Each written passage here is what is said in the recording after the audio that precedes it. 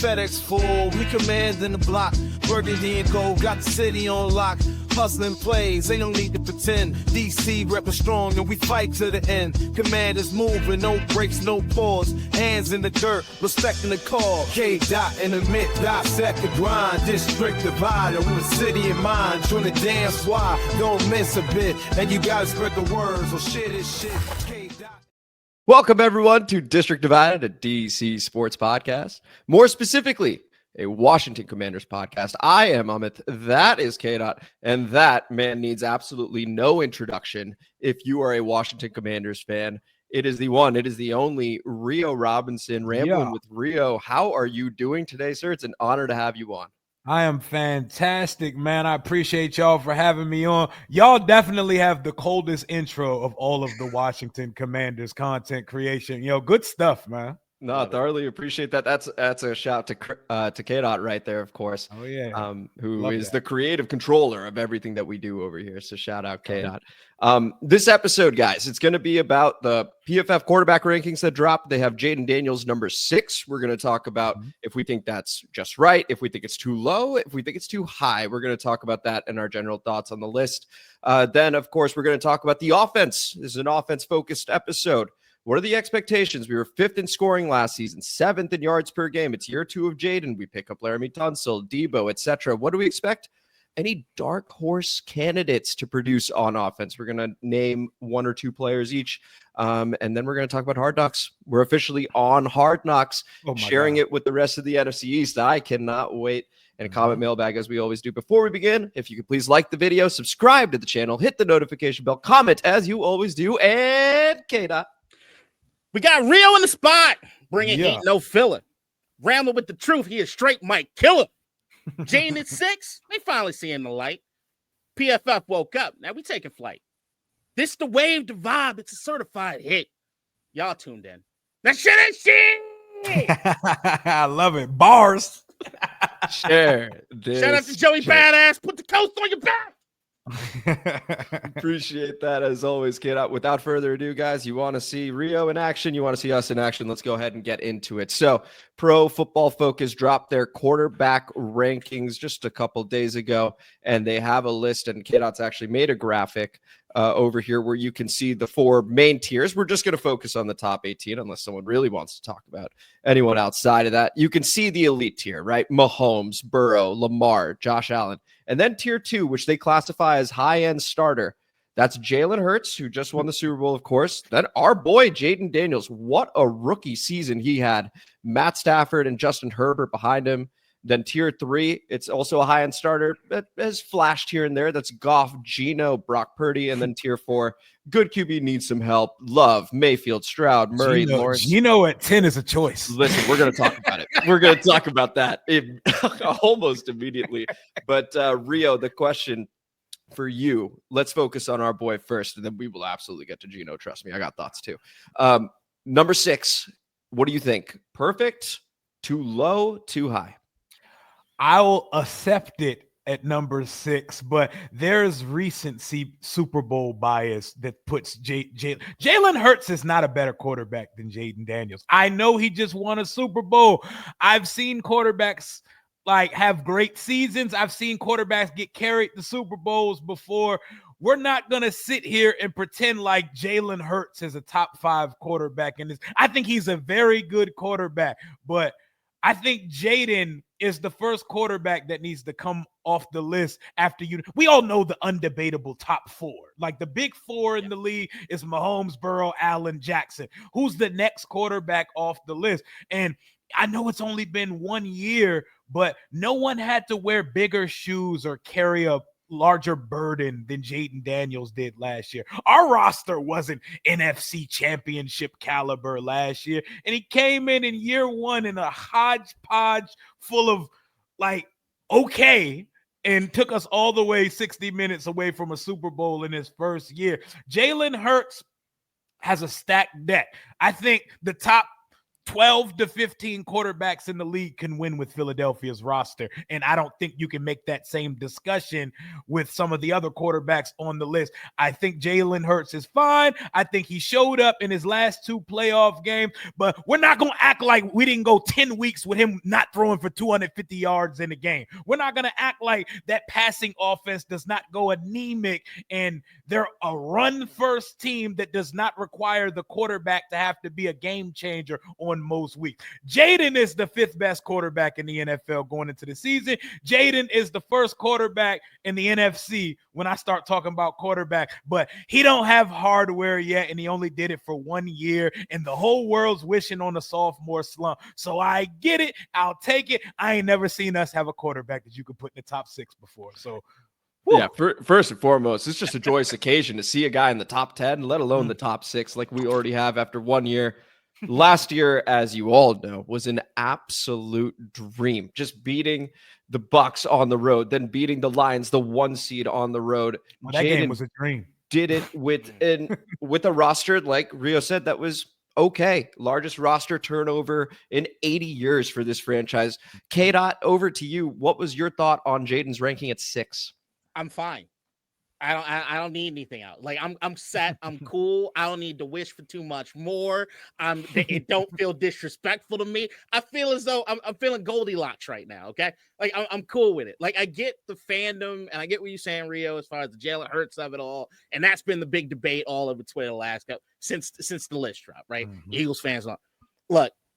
It pains me to say this, and like Coach Lombard, just turn your goddamn computer off. I don't want to say anything about it, but. I understand putting Jalen Hurts above Jayden Daniels. Like when I would look at this list, like I look at this list and I say the one that outside of Jayden, the one that like illuminates to me where I'm like, CJ Stroud being all the way down at number 14 after what he did his rookie season, right? That's crazy. So it's like, but the thing is, like, if I'm looking at CJ, like I want to have him higher on the list, but if I'm looking up for like what as is I saw last year, and I get his roster wasn't that great, that offensive line didn't do too well. He's definitely got more talent in certain spots than we definitely do have on this team. But that drop-off just makes me very hesitant to say after a rookie season. I mean, after a rookie season to get our guy near the top 5 is just, it's bananas. It's just bananas. Like, so I get it. And the thing with Hurts is that, like, look, if we did like a fantasy draft, like if there was an expansion team for the league and we were draft, Jayden's high on this list. So he cracks the top 4 for me. Oh, he's coming off that board soon. Right. So, but if I'm looking at power rankings on just what you did, I want to take shit away from Jalen Hurts, but he did make plays in the Super Bowl. Like he made plays in the Super Bowl. And even the Super Bowl they lost, he made plays in that one too. So like it's not like I get it. Saquon was the show. They got AJ Brown, they got Devontae Smith, they got the whole 9 out there. But I can't take away from the fact that Hurts actually like he did shit. He did not just do he did shit and he showed up when he needed to. But what all I see on this list, especially I know Ahmed knows how I feel about the Eagles not playing the Eagles until like what week 14 or whatever. 16. Week 16 and 18. It makes me so angry. We know why that schedule looks like that now. We're gonna get into that later. But what we end up seeing here with this is I'd like to think that Jayden Daniels makes it firm and known over the course of this season. Hey, bitch, I ain't behind you, Jalen Hurts. And I just can't wait to circle that date to just prove it to you over the course of the season. Like, that's what I want. I need Jayden to keep striving for shit, right? And I love the idea of us in that rivalry with Philly because I really do. They're not only Super Bowl champ, they are a division rival, and they are the benchmark. They are the benchmark that we need to clear. And I like anything that puts us in any sort of rivalry with these assholes. Let's go. I think it's just fuel. So K-Dot, you're good at 6. Rio, what number would you'd say 5 in that case? I'm gonna stick with, and it's not just Homer like in me too, because I'm gonna keep it a buck. Like I think Jalen Hurts is good, but quarterback, we're talking quarterback rankings. I'm talking about things you do as a quarterback. He doesn't have a special arm. He's not special accuracy and ball placement. Why? He's good. He's really good at those things. And like we brought up, my guy K-Dot brought up CJ Stroud. Shout out to Cole Bernard Stroud the 4th, by the way. He lost all 3 of his receivers at some point last year. 2 for the season, and Nico Collins missed time. They still won double-digit games in his second year. For the second year in a row, he won a playoff game. Him being so low on this list is crazy. He still threw for 3,500 yards, 20 touchdowns. Justin Herbert has no playoff wins. C.J. Stroud's won a playoff game both seasons in the league so far, and they went toe-to-toe with the Kansas City Chiefs in the divisional round. So if that is a sophomore slump, a lot of people should be dreaming about a sophomore slump, because you'll take it, because he did take a little bit of a step back, but a lot of it had to do with environment and circumstance. His offensive line was awful last year. They just gave us his best lineman. Shout out to the Houston Texans for that. Like the thing that stands out the most on the list is Geno Smith in the top 10. We're going to get to that in a little bit. We will. I'm putting Jayden at 5 because I don't see another quarterback in the NFC. If Stafford was still prime Stafford, that's a conversation. Baker, Hurts, there are conversations to have, and Hurts got the hardware. So I get K-Dot's point, obviously. But right. I'm rolling with our guy, man. The league is marketing and propping him up to be the guy in the NFC, and I think he's going to answer to it. He put on some muscle. I can't wait to see what the year 2 leap looks like. Yeah, and I can't wait as well. And so as a lot of people know, K-Dot's more the schmedium guy, and for him to be, I'm good with 6, right, is a good sign, just first and foremost. Very. I'm with you, Rio. I mean, he is, to me, he's 5, and that's, listen, he's so much better than Jalen Hurts. You know he's in, you know he's in the top. Okay, so I'm also known as the optimist. I'm also known as the optimist on this show. I talk that shit, man. Listen, he does crack the top 4 for me already. Ooh, like I think who's coming out? Because and K-Dot knows this. I literally entering that draft cycle, I was having spiritual experiences watching this guy. Like, it was just like, this guy's ball placement is unreal at LSU. And then you see that he's very judicious with his legs and decides when to go. And it is just, this guy's unguardable.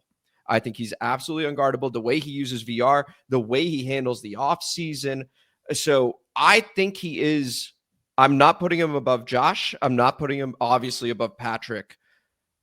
I think you can have a conversation with both Burrow and Lamar right now.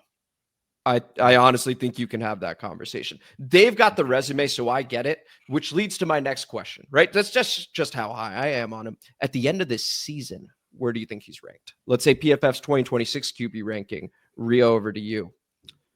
A bit of a projection here. Where do you see Jayden ranked? I think he's winning the MVP this year. I think Jayden's winning the MVP this year, but I'm not prepared yet to throw him in front of one of the top. Well, if we're going like season by season, yes, if you win the MVP, you're going into the next season with the crown type stuff. But Lamar and Burrow had like over 40 touchdowns and single-digit interceptions last year. And at some point, production has to come into the conversation. But I think Jayden is going to be top 2 in MVP voting, and I think he can win MVP this year. So the conversation we have at the end of the year is not going to be the conversation we're having right now. We're talking crazy at that point. Yeah, which I'm willing to do right now, obviously. But, we'll go ahead and go to Kate. MVP 5 loading. Yeah. We're already crazy. Like, we're already in crazy status here, man. Like, you still look back to last year, even when you guys when I heard Lions earlier in the episode, my mind is still not off that game. Like, I'm still there. I'm still fucking there. Foot on their necks. That night was a fever dream. That's the best night of fandom ever for me. Ever. For us, our age demographic, that is the greatest night we've ever lived here, bro. 2 a.m. drunk calling friends I hadn't spoken to in years. Like, that's just what it was. It was amazing. I was live till 4 a.m. celebrating that shit. That shit was out of this world. I will say, like, all right, if Jayden is rewriting every book or every thought process that I could possibly have about the position, about anything at this particular point. So you don't know, because I've been waiting for that bad game. It hasn't happened. And then you figure out the way that is that he prepares and everything. I don't know if we're ever really going to get it compared to anyone else in the way that their trajectory typically is. So if you were to ask me, like, what's best case scenario next season? Best case scenario is MVP, and he's a Super Bowl MVP, and then we're like, we got a god. I think it's a possibility, right? But if I'm looking at, like, I see us most likely making the playoffs. I see it most likely, of course, Jayden being the focal point of that. So what I'd like to see at the end of this season is not necessarily him crack that top 4, but him being 5, solidified at 5, but not in tier 2, in tier 1. They expand that tier 1 to 5, and Jayden's on that list. Okay. The Elite Five, the Fab Five, baby. I think it already should be. But why don't we go ahead and talk about the rest of this list, and then we'll get to our offense, because I certainly had some thoughts looking at this PFF list, and I was like, well, what exactly is the criteria over here? Beginning with Geno Smith at number 10. That's fucking absurd. I'm sorry, what? Like, that just blew me away. I saw the first four. I was like, okay, I get it. Jalen Hurts 5. All right, I understand. Like, he just won the Super Bowl. Jayden 6, cool. You get down to Geno Smith at 10. Rio, sounds like you have thoughts too. The floor is yours. What I your think thoughts on that? Geno Smith is one of the more compelling stories in NFL history. I say this phrase all the time. He's one of the few quarterbacks in history that's unbusted himself. He's unbusted himself. That is a NFL draft quarterback bust who left New York, let his wings fly, and turned himself into a quality starting quarterback, a upper half of the league starting quarterback. That's rare air in this league. Once you're a bust, you're usually cast off to collect backup contracts for the rest of your career. Geno has somehow made himself a $35 to $40 million a year quarterback. And for that, I applaud, because shout out to him. He used to do magic back at West Virginia back in the day. Right. But 10th best quarterback in the league is crazy. I think he's probably around 15, 16, 17 range. And I think he does incredibly increase the floor of the Vegas Raiders, who I pick as my surprise team in this league this year. He just boosts the floor for that team. They're not going to be trash. And if you think we're going to boat race them week 3, I think we're all lying to ourselves. But top 10 quarterback in anybody's NFL. Like, what are we talking about here? Like, are we all in agreement? I am in complete agreement with you. K-Dot, what do you think? Geno Smith at 10. Come on, man. Like, I'm looking at the rest of the list, right? And I think that's the thing, is like doing the comparison game to everybody else that's here on the list. Who do I feel more secure in if I'm looking at it compared to like the people behind him? I don't trust Jordan Love. Maybe I trust Baker Mayfield, but even Baker kind of does some weird shit. You would not seriously take Geno over Baker. I like Baker a ton, but if I'm looking at just what Geno was able to Baker's do in baller, Seattle, man. Baker's a football player. I love Baker as a football player. And Baker's one of my favorite players. $5K out there in that Tampa offense, and they just keep adding receivers. All right, if I'm looking at the list, look, the one that I know people are arguing with that I'm just gonna say I agree is Herbert at 8, and I'm just gonna back away from that. But then I take Geno. I probably will move Geno down to around 15. I think you bump Purdy up, Baker in front of Jordan Love, keep Love at around 13. I got Geno, Stroud, and Murray in that same kind of boat right now. And I like, if I'm looking at who it is that I trust out of those three, I probably trust Geno more than anybody. CJ Stroud, I think, has the most talent out of those guys, and Kyler Murray just got to keep it together long enough to make me. I got CJ like 8 or 9. Yeah, that's where I'm. Also, I'm sorry. I know there are arch nemesis. Dak's not supposed to be that low. He's not that low. Dak is. Give me Dak way before you give me Geno Smith. Like, what are we talking? Geno Smith. Agree. Hell, Dak should be in the top 12 somewhere. As much as he hasn't got it done, a lot of these quarterbacks on this list hasn't got it done. He can't be isolated in the category of he hasn't won shit, because most of these guys, Josh Allen hasn't won shit. Lamar Jackson hasn't won shit. Justin Herbert has no playoff wins. So Dak Prescott is he's an MVP candidate when he's healthy. So there's no way he's the 17. This list is a little wonky. And Kyler Murray, I'm a lot lower on him than most people are. Yeah. He's not good to me. Like, he's not good to me. He's too damn small, and he plays reckless. At this stage of his career, he's not really getting better at football. He is a backyard football kind of player, right? And even when he signed the extension, they had that little clause. It was them. We're talking about like the video games and stuff like that. And he had to study a certain amount. Like, he had to log hours. Like, it was weird. And that sort of speaks to your point, Rio, of like, maybe the guy's not fully locked in. And so that's why it looks the same year over year, which is like good, not great. I agree with you that Dak should be higher. I think, K-Dot, I know you said Justin Herbert at 8, you're good with. If you read the write-up on PFF, they're like, oh, in non-clutch moments, this guy's got the second best rating in the league. And I'm like, that's cool. The guy sucks in the fucking clutch. That's all I picked up on. It was like, you cannot be number 8 and just be good at everything but the clutch. That's something we knocked Dak for, honestly. Come postseason is like, hey, when the moment gets big, then you shrink. Yep. All that's happened here is you've changed it from game to season. What'd you say? How do you feel about Lamar? Well, that's why I'm having the conversation with Jayden, because I Jayden, get it.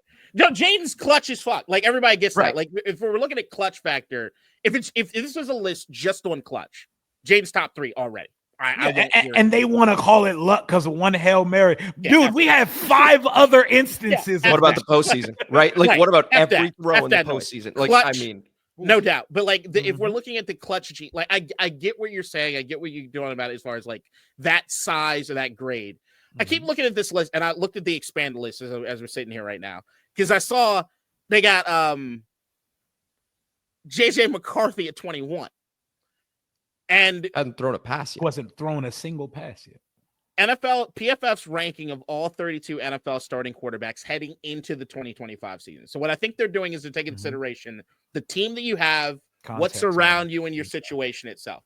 Which is why when I look at the Geno Smith thing, and I'm kind of with you, Rio.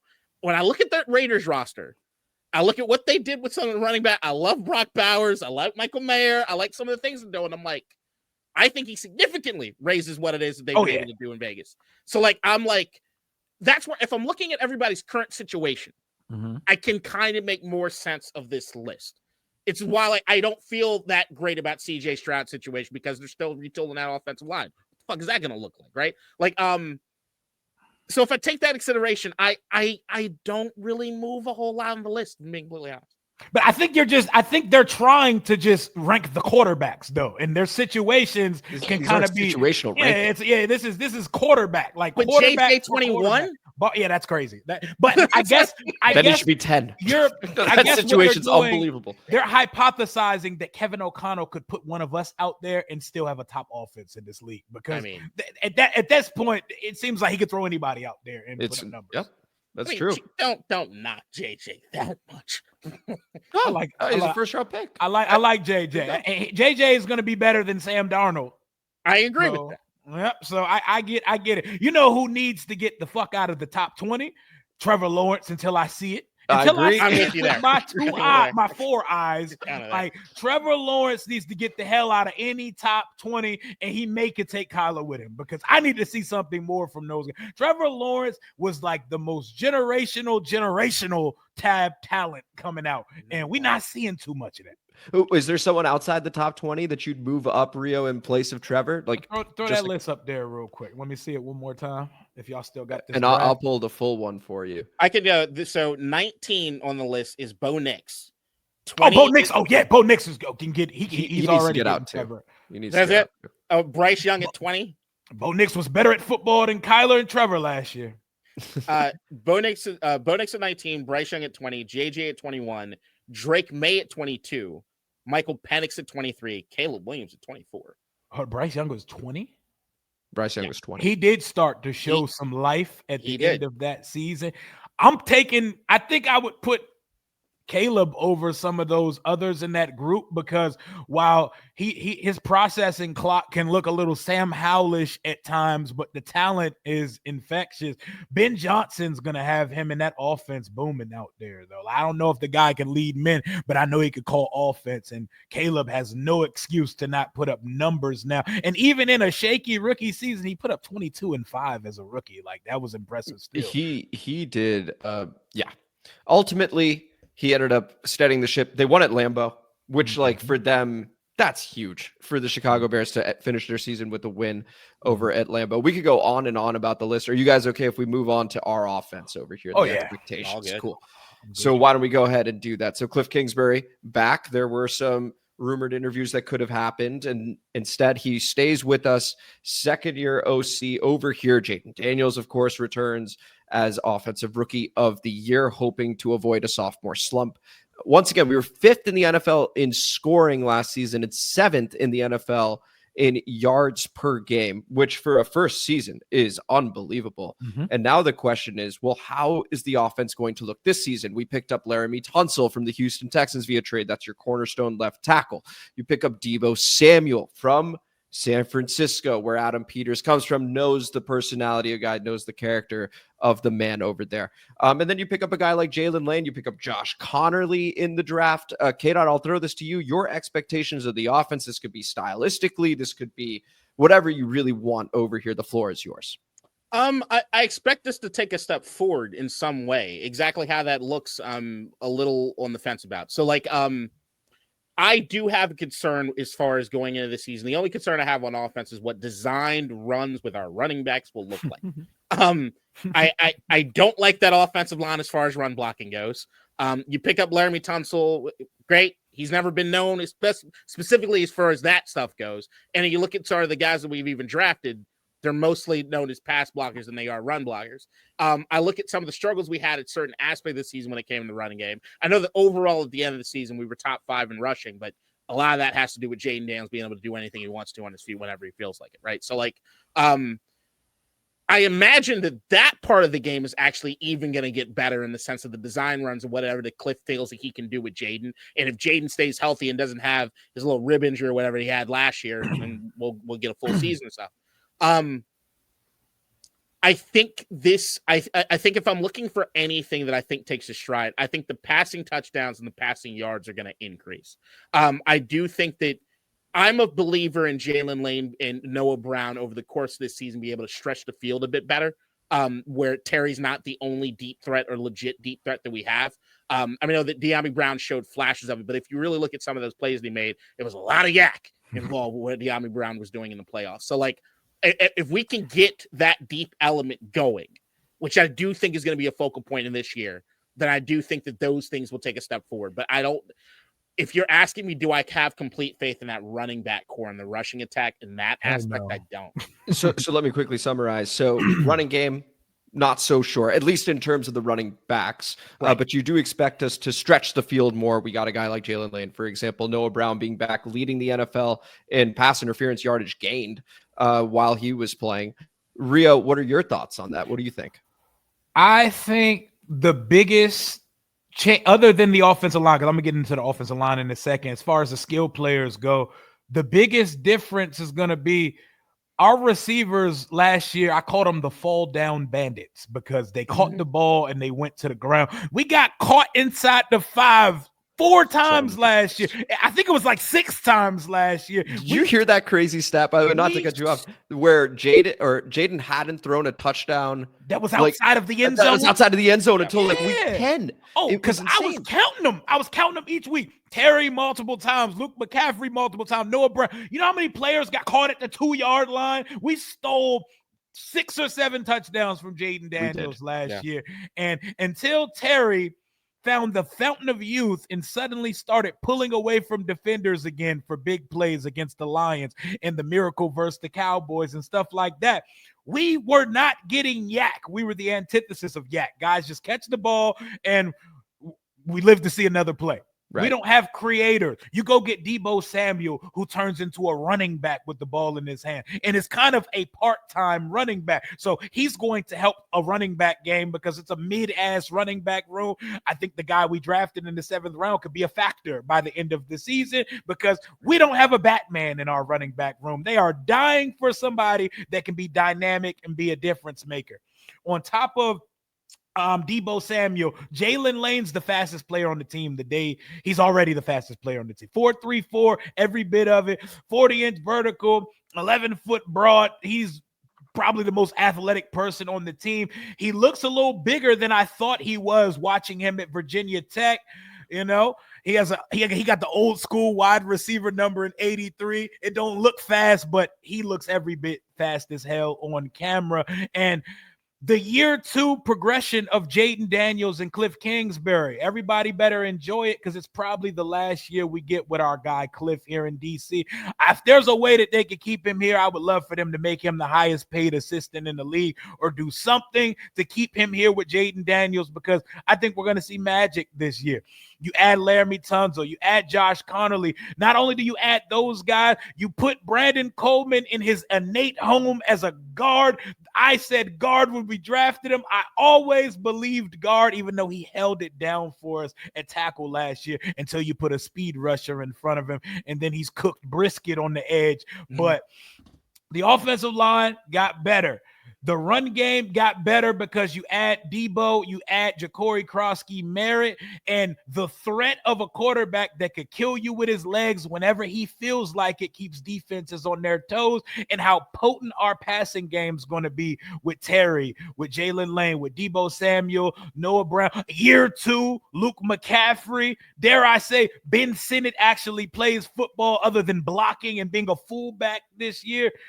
Like, there are second-year players that didn't make an impact that could make a leap that would take our offense over the top this year.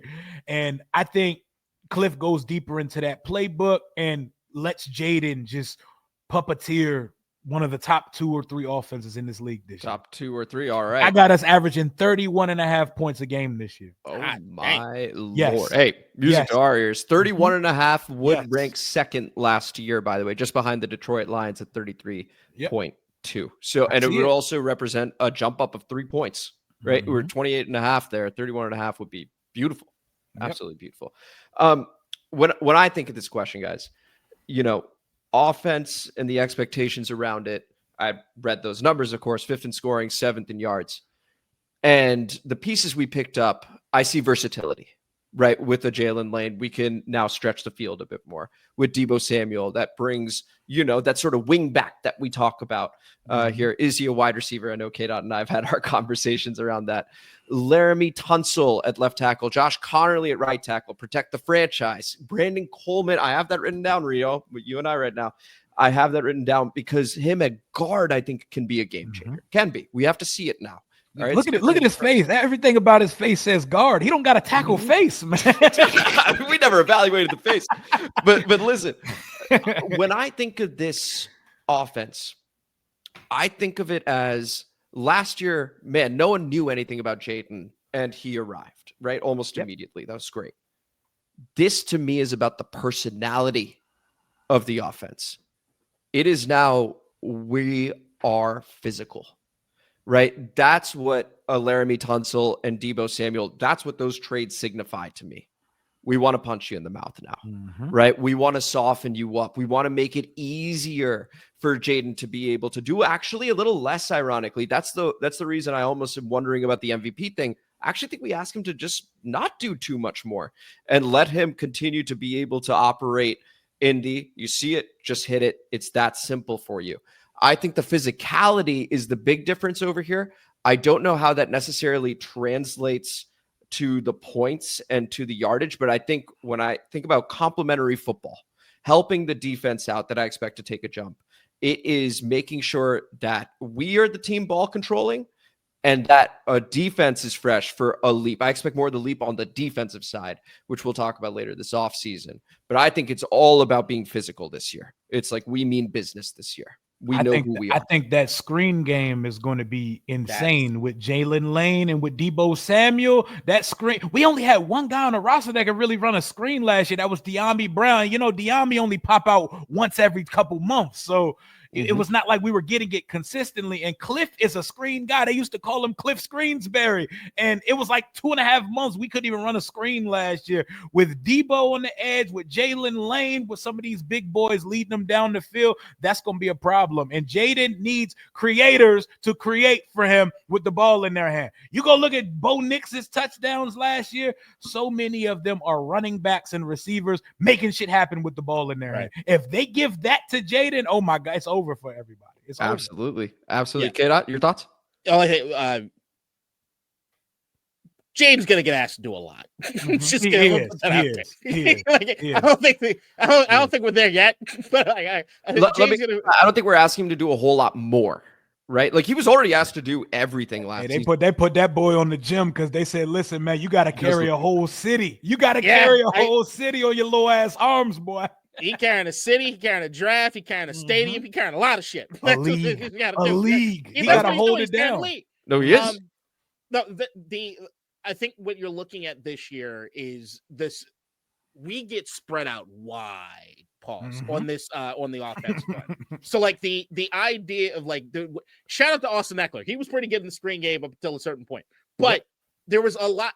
That's to me is what is going to be this offense. If I'm looking at any, I think it's a lot of trickery. I think it's a lot of motion. I think it's a lot of, hey, Deebo's in the backfield with Austin Eckler, but oh shit, Luke McCaffrey's running reverse. What's happening? Who's getting the ball? Like I see a lot of that shit. If they can get the yak figured out, like I got faith that Jaylin Lane will be that guy. But if they can get the yak figured out with Deebo, if they can get the yak figured out with Luke McCaffrey, if our running backs can start making shit happen, especially that rookie. I was gonna ask y'all something after you finish this. I got a question for both of y'all. Then I think we have something truly special. But like harder schedule, gets tough. I see things getting interesting, but I look at this year as a big step towards what it is we want to be offensively. I don't know just yet if we got all the tools to really be what it is that I see as being in our final form. You know what? I'll hold back. I was just going to say Jayden's was our leading rusher last season. And that was the question. Oh, go ahead. Y'all. I got perfect segue. Look at the synergy right here. Yes. Is he have to lead the team in rushing again?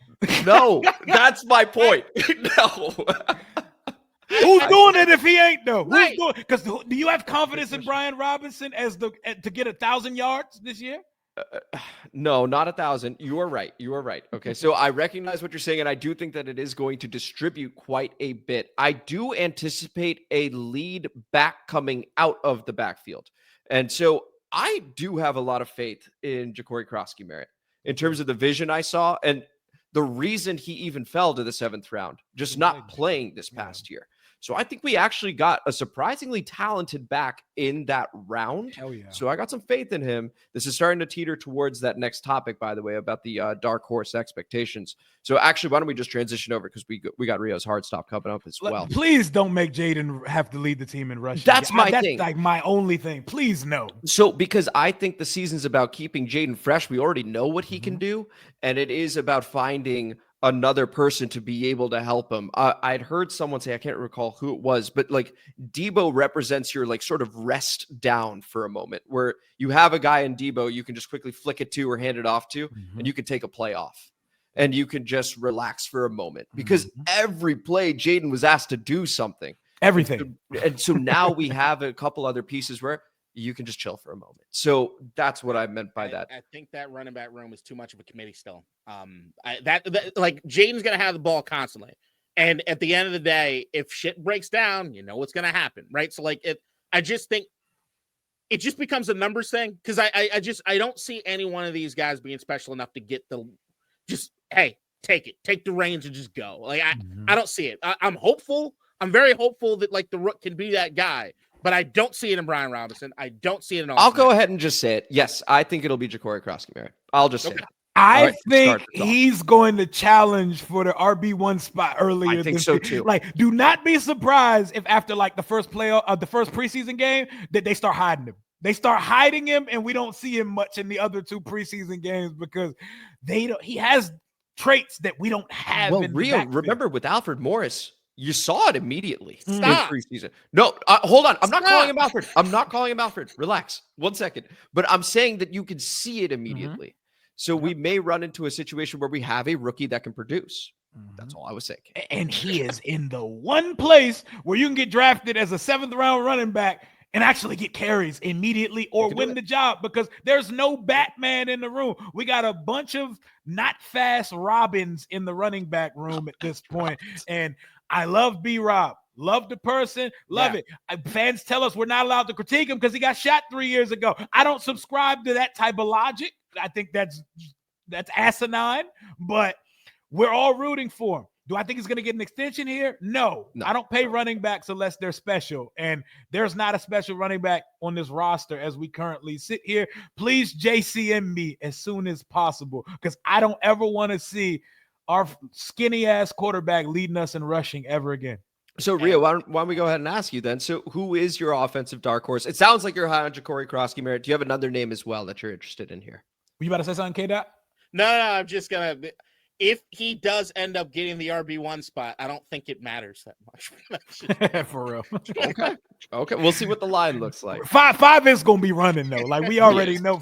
Like Lamar, if you take away his wheels, like is he that special? You know, you're gonna always utilize your quarterback superpowers. But my dark horse for the offense is Ben Sinnott. Because it better be Ben Sinnott, because we took him in the damn second round. We took him in the second round. That is a prime real estate draft pick. We didn't take you in the second round to be Kyle Juszczyk. We didn't take you to put your hand in the dirt and to be Mike Sellers. You need to be a tight end, and Ertz got 1 year of football left in him. We don't know if we're ever going to see a 20-game stretch of Zach Ertz ever again.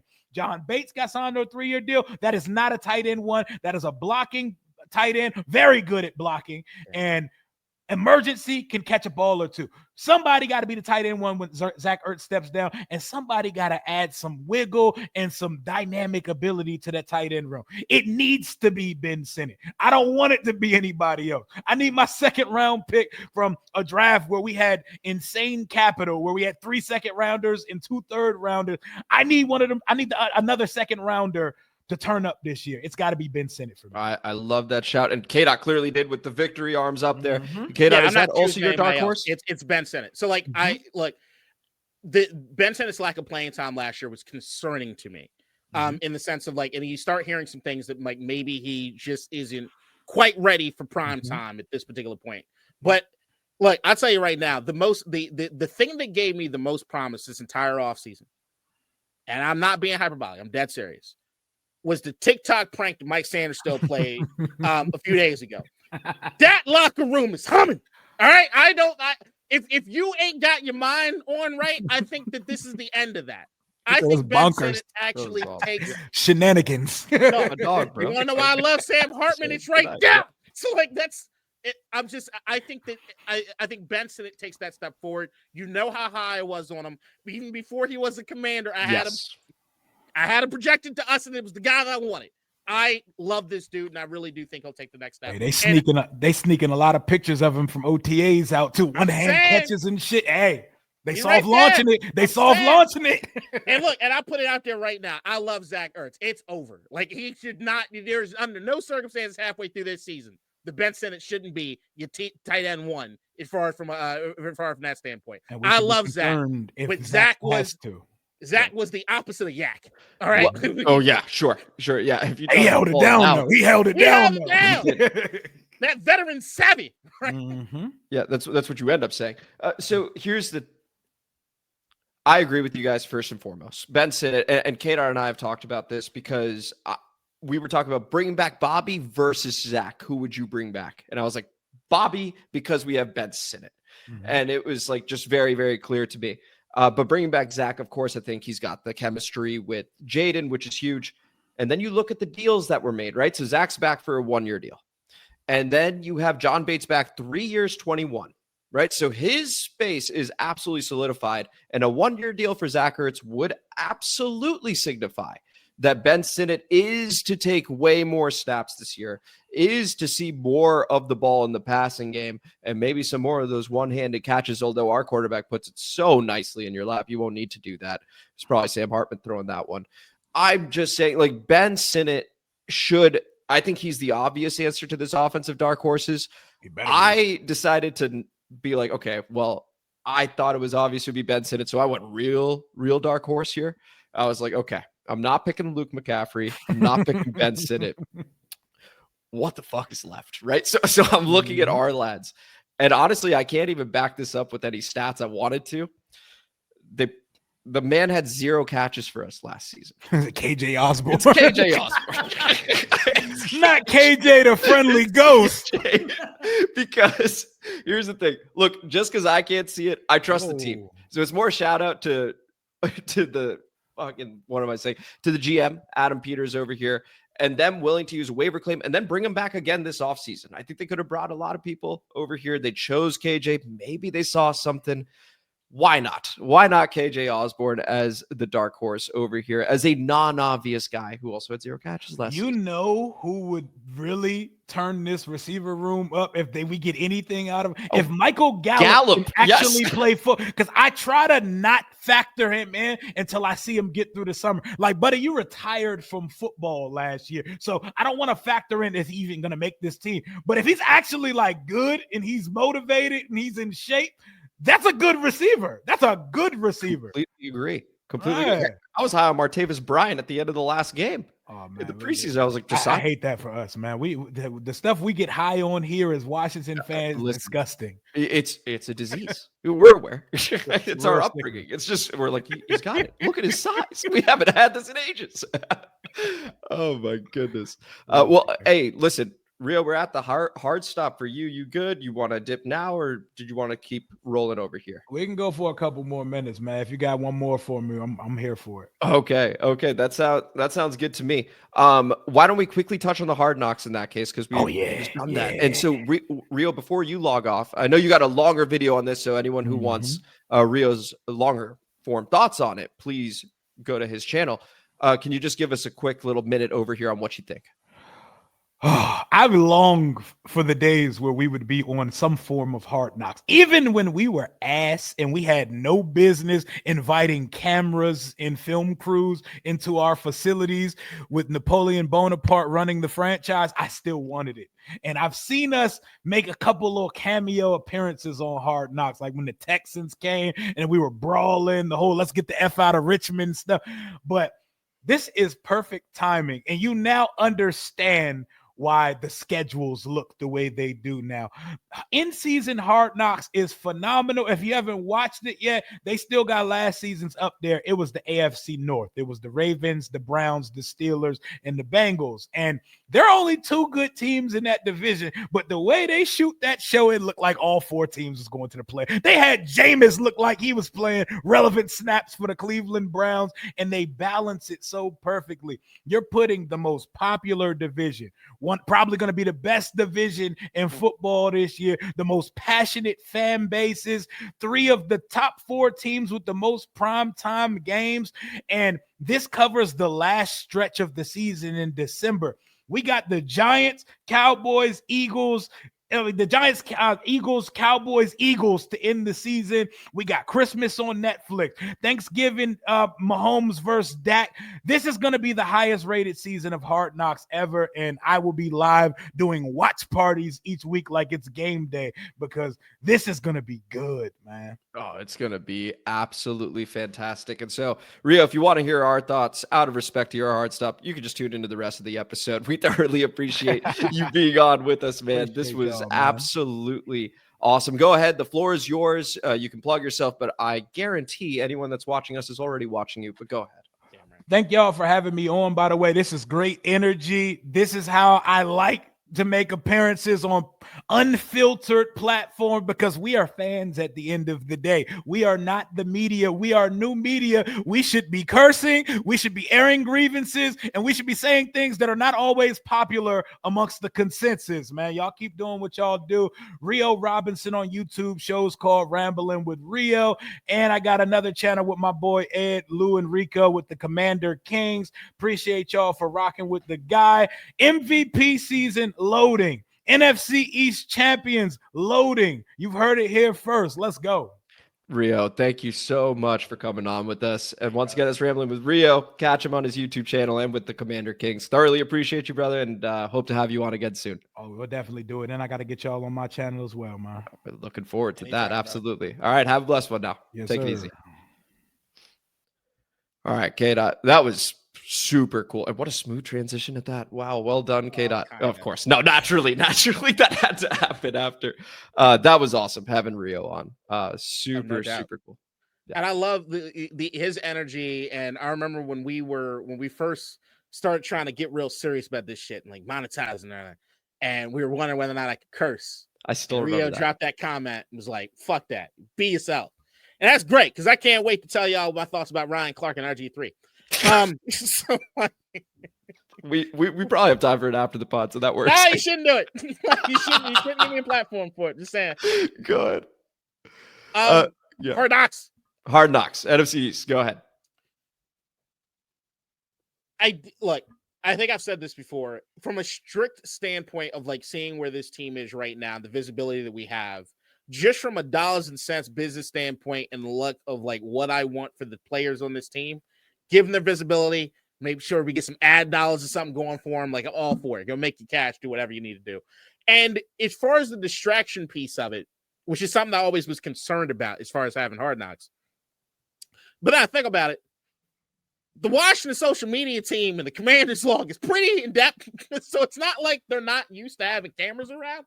And from what I understand, the HBO crew does a really good job of like not necessarily interfering with what it is they with anything. So I even think that there's a chance that they even are like less of an issue than maybe even the internal play. Not dissing the internal guys. I'm just saying that's what I've heard as far as HBO goes. So from a strict entertainment standpoint, like if I'm just looking at it as objective, like this is the shit. But it also kind of concerns me as far as the way the league did the schedule, the way the league is sort of. This feels almost too orchestrated for me. Like I like the entertainment aspect. You look at that schedule. There is no fucking reason. I keep going back to this Eagles shit. There's no reason we should have the Eagles twice in 3 weeks to end the fucking season, unless they got some other plan for this shit, which is now when they announced the Hard Knocks, it's like, oh, okay, of course. This all makes fucking sense. So, like, from a football, I like everybody to have as equal a playing field as possible. Like, the entertainment's in the game itself. I don't love that, but it's going to be entertaining. Like, it's going to be K-Dot. It's going to be tremendously entertaining. The moment they announced it, it immediately fired in my brain. Best possible division you could have picked, and there's storylines everywhere. I mean, when you think about the New York Giants, right? You got Deebo and Shane who are fighting for their jobs right now. They moved up to get Jackson Dart. Malik Neighbors is a dog. Just following him, cameras around Malik Neighbors, you're going to have fun with that. And they've got an awesome defense. They're going to be on Hard Knocks for the second time. The first time, absolute unmitigated disaster for them. This time it's going to be about the on-field product that you and I both like what the Giants have done over here. So it's going to be interesting. That's one storyline. The Dallas Cowboys, okay, the glamour franchise of the NFL, because Jerry Jones won't stop running his mouth. That just keeps them in the headlines all the time. Well, what does it look like? Dak Prescott, when healthy, they consistently win 11 to 12 games. Are they back this year? First-year head coach Brian Schottenheimer, George Pickens over there. What's that going to look like? Then there's us. Hey, is Jayden real? People still have questions. Is he that dude? How did they turn it around last season? The Eagles, twice in the last 3 weeks, got the Cowboys as well. The Giants to conclude the season. That's going to be fascinating. And then, of course, you got the defending champions. I can't wait to see Big Dom. We keep talking about Big Dom over here. What does he do? What does he do? I hope Hard Knocks shows us what he does, because it's seemingly everything. We might find out he coaches a team and not Sirianni. I have no idea, but all jokes aside, it's the defending champions, and it is riddled with star power. And I'm sure Howie Roseman will make an appearance or two as well. It's going to be fascinating. These are all big markets. I can't wait for this. This is going to be fantastic. Rio nailed it. This is going to be the most watched Hard Knocks there won't be. Like, there's no competition. Like, it's insane. Like, I've never. This is it. We are the primetime division of all primetime divisions, right? What are the other divisions that got Super Bowl winners all across it? None of them, right? So, like, what you looking at, and look, I'll tell you right now. I know me and you talked about it briefly before the pod. I'm rooting for the Knicks hardcore right now. Yes, you are. Look, Joey Badass just won a beef. If the Knicks can pull this shit out, and the Giants are worth the damn, New York's in the fold. Like, right now, they don't really give a shit. New York's just, they talk about Tommy DeVito and chicken parms and shit. But if they get back in, along with the Eagles, along with the Cowboys, along with us, like, this is about to be the most fun season I had imagined in quite some time. Like, this is about to be the shit. Well, let's also say this. For us as fans, the most highly anticipated season in our lifetimes. Ever. Right? So, like, that, because we have the quarterback. This time he's healthy, knock on wood, because the last one, it was like, we're all in for week one. Now it is, hey, this guy seems to be locked in. This coach got an A+ in that Players Association report card or whatever. Like, it seems like things are moving in the right direction. And the NFL agrees with that many primetime games, with backloading the schedule with division games. And the Eagles in particular, 16 and 18, they anticipate that we're fighting for that division come tail end. You want to touch on Terry real quick before we go to the comment mailbag? Yeah, we can absolutely. Let's go ahead and do that. So Jordan Schultz reported that, hey, Terry was not there for phase 2. By the way, phase 2, there's phase 1, phase 2, phase 3. These are just light parts of the offseason. So let's first state that, okay? Because it's not like he's missing all these reps and stuff like that. And I think this is a non-story, to be totally honest. But Terry wasn't at the building. That got reported. He is angling for an extension, of course, as he's entering the final year of his deal. K-Dot, your thoughts on this story, non-story? 99.9% of the time I come down with the players over the organization, because it's from the business standpoint. Do what you need to do to get your fucking money. And if you're Terry McLaurin more than maybe anybody else that I can think of, you deserve it. You deserve it from this organization, from this franchise, for the amount of bullshit you had to sit through before they made it worth a damn. Call it back. We talked about this. Yeah. Right. So, and the way that they talk about Terry, the way that Terry has shown up and been the most vocal, probably leader in this locker room. Like, look, I like mob movies. So like Goodfellas, I like Godfather. I love Sopranos. Yep, seen none of them. The Don is only as good as his consigliere. You need your second in command. You need your guy that speaks the gospel and keeps everybody in line. That's your Terry McLaurin. For whatever it is that Jayden's trying to do, for whatever it is that Bobby Wagner's trying to do, Terry McLaurin's the dude that gets on it feels like the lifeblood of that team. And I'm telling you that the night and day difference between the Eric Bieniemy Terry McLaurin and the he's gone and now I'm Terry McLaurin again. That's all you got to see. He helps. So I don't think there is a more important person to the locker room in the sense of the way the vibe works than Terry as far as on game day. When Terry dropped that line before the Lions game, where, by the way, just he's heart and soul of the team. He's one of them, right?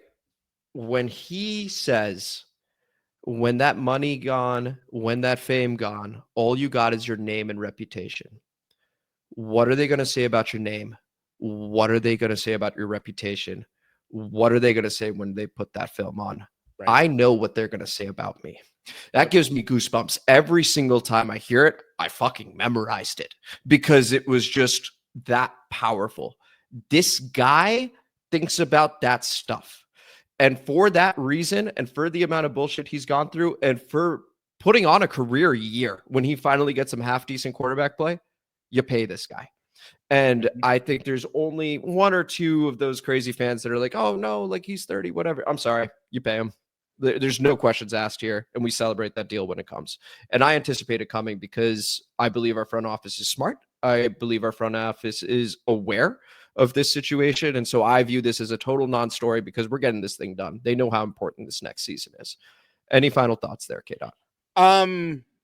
Yeah, I think it's a slam dunk. I think it gets done, and I applaud it happening. Can I ask you a hypothetical? Sure. If we didn't do it, if they didn't extend Terry, how would you feel about this organization? That would be a question mark for me, to be totally honest. Like I get the pragmatic approach of like, okay, yeah, he is, this age, and we want to be able to have the flexibility moving forward. Yeah. I think that there are certain people and certain players that you break a rule for, if you will, and represent more than just the on-field stuff. And I think he's so important to the locker room as well. This isn't a Bobby Wagner, Zach Ertz conversation like we were having before. This is Terry fucking McLaurin, man. Like, it is different for the fan base as well. I said it when he had that catch against Tampa Bay on third down, our very first drive of the postseason. And he gets up and he's nodding. And the energy at the bar where it's Terry made that play, right? Yeah. It wasn't anybody else. Terry made that play and everyone went nuts. They felt like they were almost living through Terry. He's different for us. So I would disagree with the organization allowing him to enter a final year without a new contract. That's how I feel. What do you think? I'd be pissed, but I think it's hard for me to couple the idea of, like, for all the years we knew we had the owner that we had and we weren't going to go anywhere. And there were so many guys that, like, left unceremoniously, guys that I wanted to keep around, guys that maybe I wanted to keep around and we kept around too long. I know that there are certain organizations that put it where it's like no one's above it. Mm-hmm. No one's above getting cut, this, that, and the other. So if I look at like those, what organizations do I want us to be like? You look at the Pittsburgh, you look at Baltimore, maybe less Baltimore nowadays, but and like New England under Bill Belichick, nobody's above it. But I don't know, because we can't get rid of Terry McLaurin. He's got to retire in Burgundy Gold. Maybe it's like he's the Heinz Ward for us. You nailed it. Yeah. He cannot wear another jersey. I would hate it. He's 29 right now. Come week 3, he will be 30. But are you going to entertain even the possibility, right, that at age 30, 31, he's wearing another uniform? I think he's still got a lot to give at that point, because you know his work ethic. You know what he brings to a locker room. It would be stupid. So yeah, the more I think about this, I would be very pissed off if they do not get this done. I anticipate they will get this done. I agree with you. So yeah, cool. And with that, we go over to the comment mailbag featuring an intro from our very own Nikki. Comment mailbag time, motherfuckers. District divided, ain't got time for no suckers. Spread the word, get in line. OGs and new G's, it's your time. And spread the gospel, cause this shit is divine. Yeah. All right, thank you as always for that intro, Nikki, beginning with Big Papa Grizzly. Shout out, Big Papa. The price tag for Hendrickson will be way too rich. Trey Hendrickson. Adam Peters is too smart to give away the entire future of the team for one pass rusher when there are still other positions we will need to get better at through the draft. I see this team being very young after the next 2 seasons. We have a lot of veteran talent right now, and I love the vets we have. Selling the farm when you know that you're going to need to replace those players is not something I see AP doing. Get out your reaction. Yeah, I still don't think it's Trey Hendrickson that ends up here. I still think that there's a chance they sign another pass rusher at some point. I don't know when. Like I said, I think there could be a chance that it happens somewhere in the season. I do want more draft picks, and I don't like that. Like we don't have our full complement going into the next draft either. So like the idea is that like in order to really do what you got to do, and you look at like the Philadelphia Eagles and how many years they spent drafting the trenches before they got into a position. We need more bites of that apple to be here and to be sustainably here. So I want that more than any other thing. And looking at the Philadelphia Eagles, before preceding this last draft, if you looked at the next 2, so this one and the coming one, the one that just happened in the coming one, 20 picks in those 2. They just had 10. They got another 10. Right. So like that's what you're going up against. They are going to continuously replace their talent with younger talent. They're just going to do that over and over and over again. I anticipate that ends up being our model as well. Right now, we're just finding the right veterans that could maybe stick around for 2-3 years versus just the 1 or 2.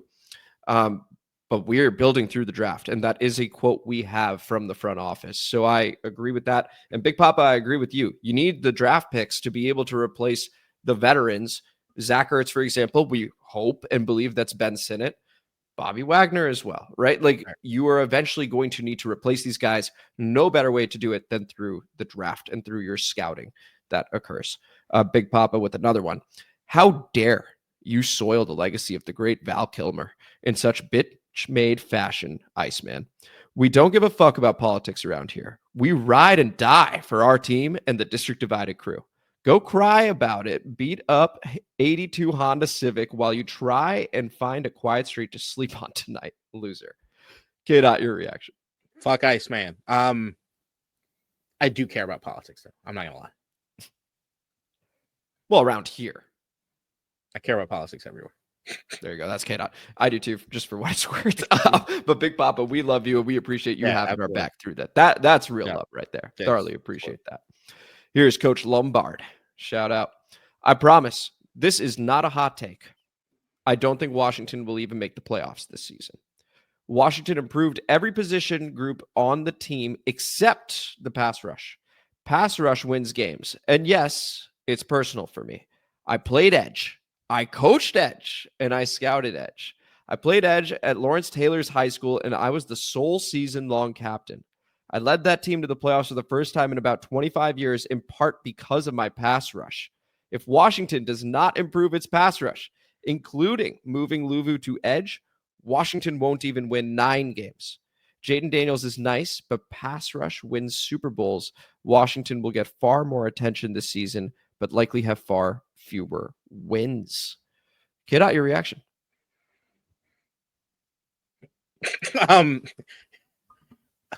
Good job, Coach. I'm glad you were able to take that team to wherever it is you took them. First time in 25 years. That's actually pretty cool. Learned about Coach there. I don't know anything about who they played against, so I'm like, Lawrence Taylor's high school. You're my high school. We won 26 citywide baseball championships in a row. Yeah, no, I know. Well, I mean, not just baseball. Like, you guys were good at every sport. Wilson? Yeah. Soccer, really. We got our ass beat. Oh, soccer. Yeah, the white sports. But the reason we wanted the white sports was there were no other fucking teams in the city.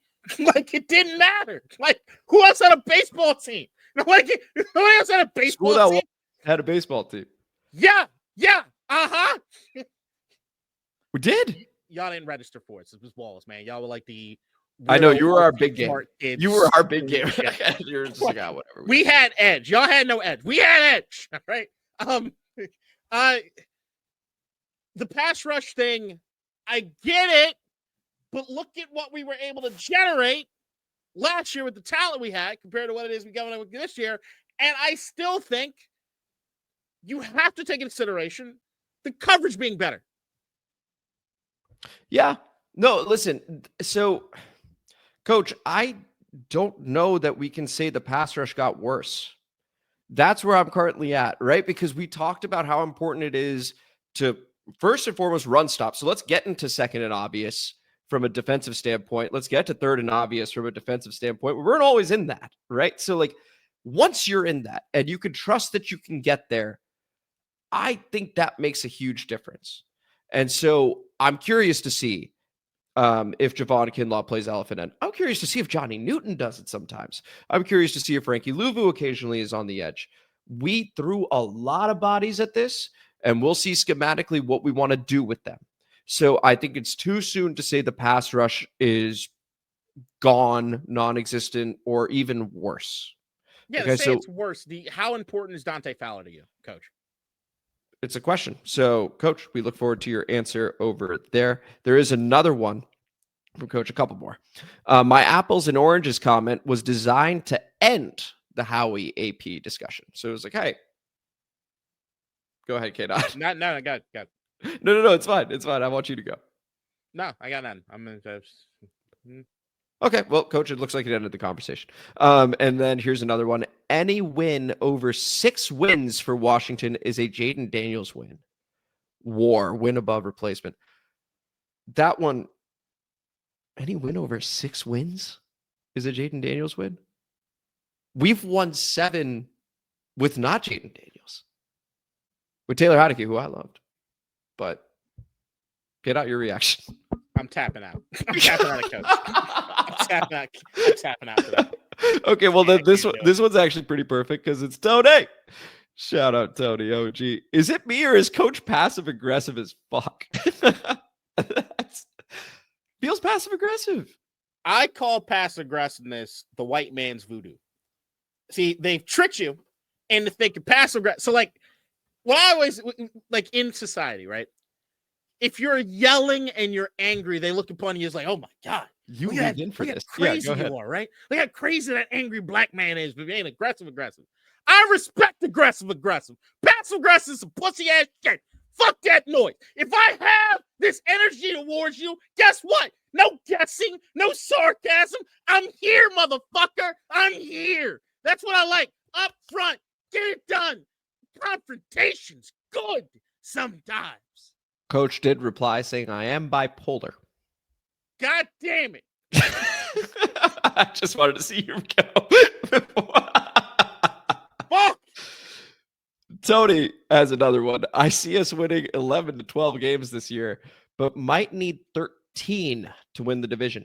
I think we beat the following: Packers, Raiders, Falcons, Chargers, Bears, Seahawks, Dolphins, Broncos, Vikings, sweep the Giants, split with Dallas and Philly. That is 13, but we might drop the Chargers or Packers and maybe the Broncos for 11 wins. And I'm going to Northwest again this year, so let me know what game y'all going to now. Of course, Tony and I got the opportunity to meet, and maybe, just maybe, Tony will meet the other co-host of the show, K-Dot, depending on what game that is. K-Dot, your reaction. Winning 11 and 12 games, 13 probably required to win the division, according to Tony. I keep looking at the schedule over and over and over again, and I got to tell you, last year I could pencil in, that's a fairly easy game, even with the talent level. No easy games. I don't see any easy games this year. No. I don't see anything like, if you want to convince me that the Chicago game or the Atlanta game might be the two easiest. I know you don't feel the Atlanta game's easy because you're how high you are on Michael Penix. So it's like, I just don't, there's nothing that I see as like some cupcake bullshit. Yeah.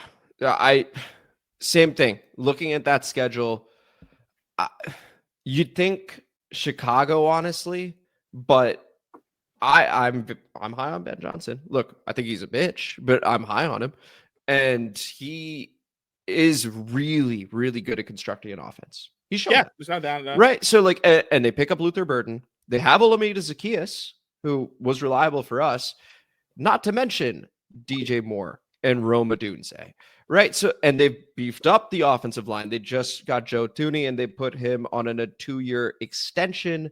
So they're doing all the right things to make sure Caleb Williams can succeed. And look, I'm not as high as others are on Caleb Williams, but I don't think he's this incompetent. Like, he's very, very talented.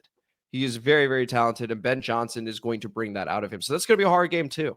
It's going to be a good Monday night game. There are no easy games on this schedule, guys. It's going to be tough. But I'm excited to see what we're made of. Coach Lombard with another. I'd actually prefer AP to sign Trey Hendrickson. It means that both Washington and Philly are in Super Bowl or bust mode, which makes it feel more like a rivalry. So once again, we want to be confirming the standard, and that's our through line on this podcast.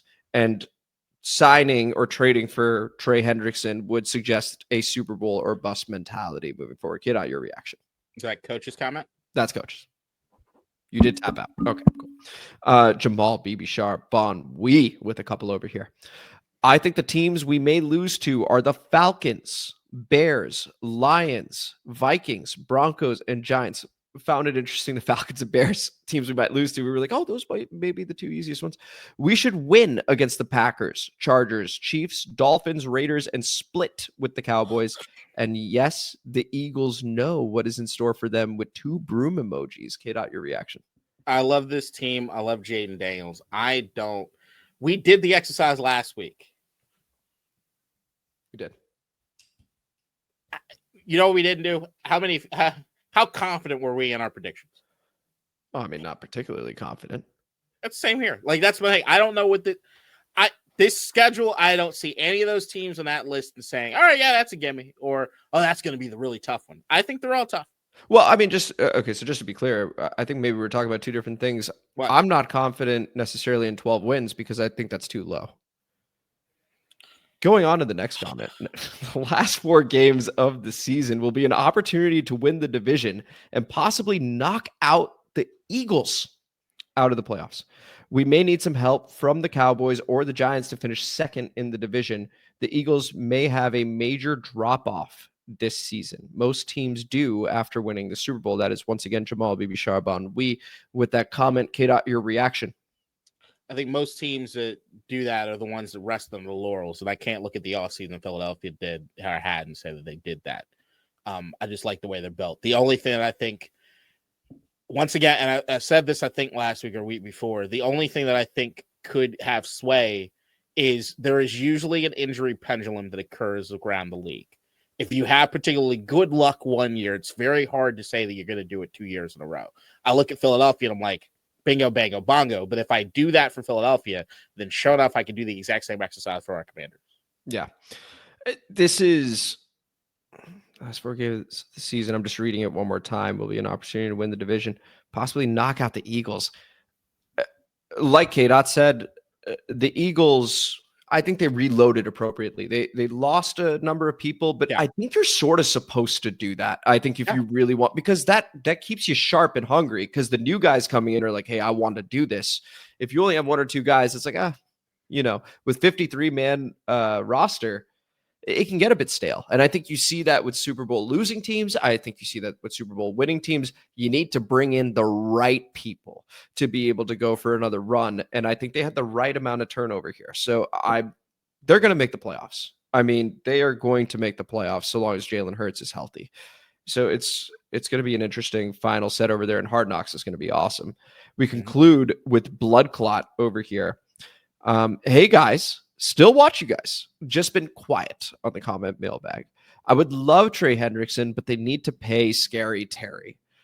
AP would have to pull off some crazy salary cap voodoo to have both happen. The best thing about the 10 nationally broadcast games is that I can save my money skipping Sunday ticket this year, LOL. And the Iceman 12, no one gives a shit if you don't watch this podcast. You and your garbage water president can go suck a dick. That's the comment from Blood Clot. Thoroughly appreciated as always, brother. Good to know that you're still watching and just chilling. That's fine. You can chill. That's great. K-Dot, your reaction. I don't know, man. I'm getting loopy. You're getting loopy.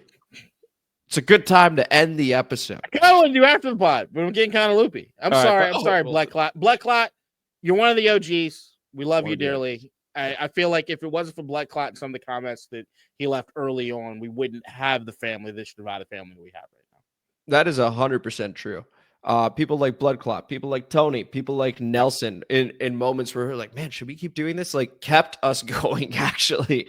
And we are where we are because we had people continuously chiming in, and then the family grew. So we really appreciate you guys. And that was the Common Mailbag. This was the show. This was District Divided, a DC Sports podcast, more specifically a Washington Commanders podcast. Thank you so much for listening to today's episode that featured a legend in the space in Rio Robinson. It was really, really cool having you on, Rio. If you're watching all the way through here right now, appreciate it once again. Follow him on his YouTube channel, Ramblin' with Rio, along with the Commanders Kings, who you guys have continuously said, hey, go collab with those guys. They're the best. They're the best. And I watched some of the Commanders Kings, and for good reason, man. Those guys are incredible. So it was great having Rio on for this episode. And if you enjoyed it, please like the video, subscribe to the channel, hit the notification bell, comment as you always do, and K-Dot. Gino's top tier. Put respect on his name. Of course. JJ's going to be cracking top 15. Wild. It's all in the game. Big thanks to Rio, always bringing that spark. The district talks loud, and we leave our mark. From mics to the timeline, don't you dip. You know what's next, bitch. Now share that shit. Share this shit. We greatly appreciate you guys as always. Looking forward to the next Common Mailbag already. And after the pod begins right fucking do this now. All right. Go the ahead. Caitlin Clark Angel Reese thing. Okay, let's talk about it. I think the conversation has gone entirely too crazy. Number one, it's basketball. And if you've watched the WNBA, it is particularly physical. And yes, Angel Reese and Caitlin Clark, through some of their own back and forth and some of the outside bullshit, I can say are rivals. The same way that you look at any other sport, if there were two guys and you'd say that they were rivals. So you know it's going to be a more physical game. It's probably going to be more shit happening in that particular game than any other one. Everybody knows it. And that's usually the way we talk about guys and their rivalries, right? There doesn't need to be all this other layered bullshit when it comes to their two interactions, as far as everybody trying to label what Angel Reese is and all this rest of this nonsense, right? Like, I get that. Look, there are always going to be racial elements to any of this shit. It's our American pastime. People think it's like baseball is our pastime. No, racial dynamics and animosity in sports is our pastime, okay? Yeah. Like, you think about boxing. Everybody wants the boxer to either be black or your Mexican boxer, or your Irish boxer, so they can fight the other dude from the other race. We love that shit, okay? That's what we do. Magic Bird, like, we do this shit. Like, it is what it is. We get kind of tribalistic around this stuff. I think that I think that what people need to understand when they're talking about the WNBA is when you talk about a sport that is majority black in black women, and you have this savior, quote unquote, in Caitlin Clark, which she is, as far as what's going to happen with this league and the money that's getting brought in, there is going to be some friction there. And I understand that. And like, if you're Angel Reese, you got to keep hearing about this goddamn chick that you don't like all that fucking much. And it's going to annoy you. And on top of that, like, people need to look at Angel Reese in the sense of like, I didn't hear anybody say anything when she was talking about leaving LSU and how it was that all the racial animus and all the bullshit she had to go through was leaving her in tears and she wanted to fucking leave. Leave her the fuck alone. Kaylin ain't bitching about it. Don't give you the opportunity to go fucking bitch about it. And outside of those things, as far as the Ryan Clark RG3 piece of it all, let me tiptoe. Ryan went too far. I will probably say I might agree with a lot of what Ryan said, but I think he went too far. Look, Robert, I've been on here. I've been on other podcasts. I've said it for a very long time. I said that RG3 is about one tweet away from being a Mayo-Lacho and needs to watch himself, right? I've been saying this shit for a minute, okay? You're fucking around in this lane, dog, that's like not cool. And I'm telling you, I've heard a lot of fucking stories about you. I've heard a lot of stories about you. My best friend on the planet went to Baylor with you. She's got stories. I didn't Okay? go to Baylor. Huh? Go ahead. I said I didn't go to Baylor. Go ahead. I'm fucking with you. Go ahead. There are stories about you, brother. And the thing is, like, look, man, I don't want to knock who it is you love or who it is you do as far as this, that, and the other. But I do think that, like, and I don't think that you should have to silence your opinion on X, Y, and Z.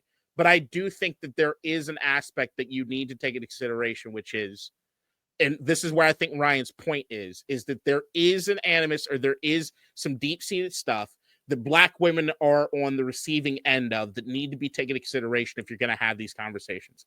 And to label Angel Reese as just some angry black woman with a gripe against Caitlin Clark does not help that at all when there is a nuanced conversation that needs to happen, and you're not doing it while you have your white wife cackling in the background. No, it's not a great look, honest to God. And when we did this podcast, you don't even know I did this, but like, I think it was our 50th or 100th episode or something like that. I actually reached out, like, via DM. It was never going to be read or anything, but I was like, you know what, RG3, it would be cool if you came on. Like, it would just be cool. This is before I knew a whole lot about his media personality, because this was years ago. Yeah. I don't really respect the guy, to be totally honest. Like, it is, when I read his tweets, I think he's smart. Like, he knows what he's doing. Like, he is able to engagement farm like a motherfucker. Like, it is, but it's so obvious, and it feels disingenuous, because even his replies, he'll be like, no, I'm not doing that. Like, I'm doing this. This is like, dude, you know what you're doing. And I feel, look, I have a particular soft spot for Angel Reese because she's from the area also.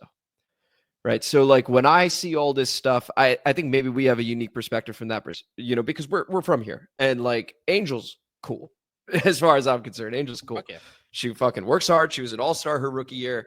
And yeah. All right. She called Caitlin Clark a hoe during the national championship, and she pointed at her ring. I fucking love that. Are you kidding me? That was awesome.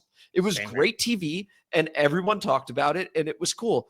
And all of a sudden it opened up Pandora's box for her, unfortunately. And it hasn't really gone away. And at a certain point, it's like, okay, it's been a couple years now, and Caitlin had a hard foul on her. I think it was, like, honestly fine. It's basketball. I don't mind the retaliation. I don't mind Caitlin doing that and then walking away. If anything, I actually have a problem with. It is, what she's going through is a lot, and I don't think people notice that. They're just like, oh, okay, look, it's just Angel being Angel. Like, she's crazy. Right. She's mad. Nah, man, she has been such a big part of growing this game, almost to her detriment because of how much she's been through. Yeah. And she's just trying to get better, man. Like, this is insane. It's totally insane. Same thing with Ryan Clark. This whole thing blew up because of them. Like, it is, you got Ryan Clark revealing like who his kid is. Like, it's insane. The whole thing is just out of control. Look, man, as a black dude that had a white wife,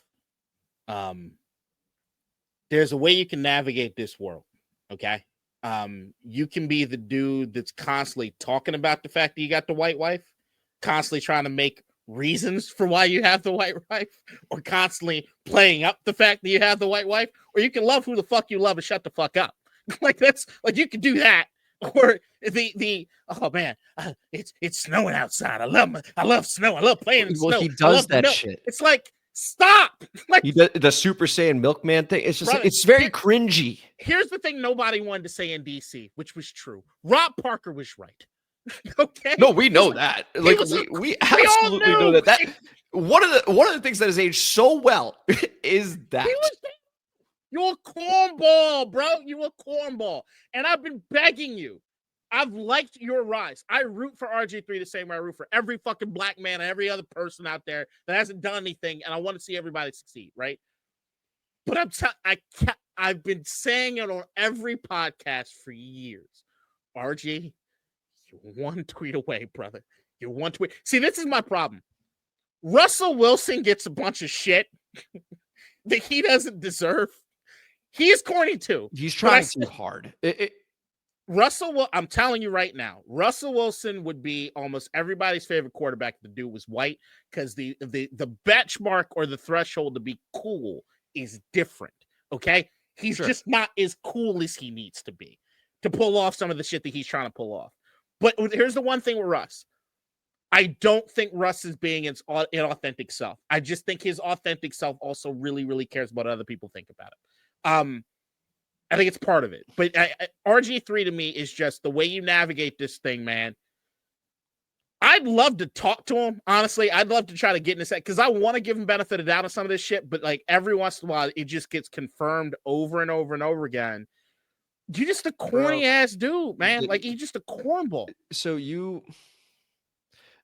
said he was one tweet away from becoming Emmanuel Acho or like whatever. For me, this was the one tweet where I was like, okay, like I was sort of hoping to give you the benefit of the doubt, but now I'm done because this seems so obvious to me that like it started off with the Caitlin Clark foul and then it turned into Angel, just admit you hate her.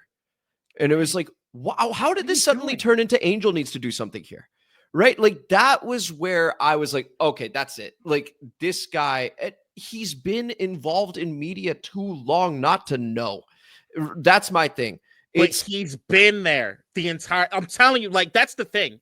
The entire media run that RG3's had, he's been dancing on that fucking line. And I see him tipping his toes over all the time because dog whistles. Like, I can hear it, right? I'm just like, fuck, dude, stop.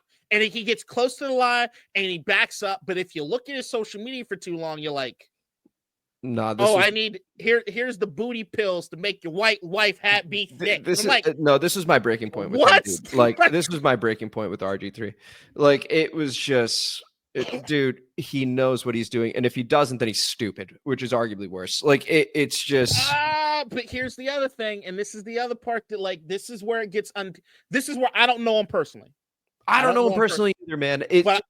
But I will tell you, there are guys that are like this.